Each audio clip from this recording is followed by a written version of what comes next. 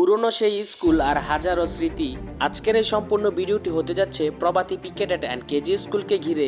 এখানকার ধুলোবালিতে মিশে আছে আমার ছোটবেলার শৈশব। এখানে আজ চলছে বার্ষিক ক্রীড়া প্রতিযোগিতা ও পুরস্কার বিতরণী অনুষ্ঠান। চলুন শৈশব আর বর্তমানের এই রঙিন মেলবন্ধন একসাথে উপভোগ করি। আসসালামু আলাইকুম এভরিওয়ান। আজ আমি দাঁড়িয়ে আছি আমার সেই শৈশবের আঙিনায়, প্রভাতী পিকেটেড অ্যান্ড কেজি স্কুলের সামনে। আজ এখানে বার্ষিক ক্রীড়া প্রতিযোগিতা ও পুরস্কার বিতরণী অনুষ্ঠান।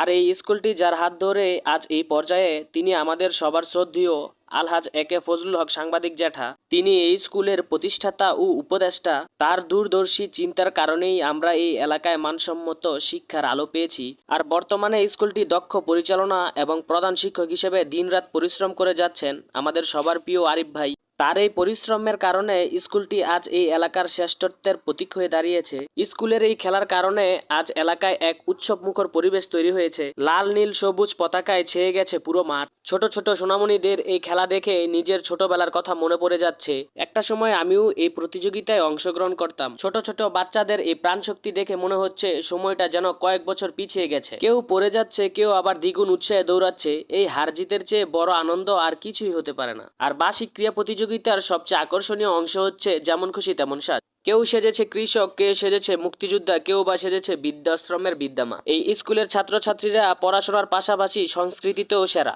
চলুন এক ঝলকে দেখে আসি যেমন খুশি তেমন সাজের অভিনয়, কবিতা আবৃত্তি ও ছোট সোনামণিদের নাচ। ছোট থেকে বড় করলাম, মানুষের মতো মানুষ করলাম। তার পেটে সব কিছু রাখার জায়গা আছে, শুধু অভাবী মাকে রাখার জায়গা নেই। সব কিছু রাখার জায়গা নেই, শুধু আমাদের জায়গা বৃদ্ধাশ্রম, বৃদ্ধাশ্রম আর বৃদ্ধাশ্রম।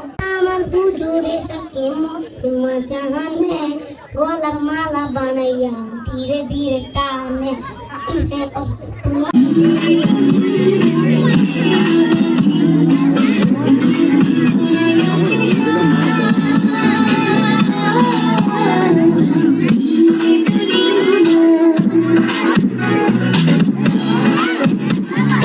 আমাদের ছোট নদী চলে রাখে বাঁকে, বৈশাখ মাসে তার আঠু জল থাকে। পার হয়ে যায় নদী, পার হয়ে গাড়ি, দুই ধারে উঁচু তার তাম্বু তার বাড়ি। লাল বাজারে গৌর পান পাখিরা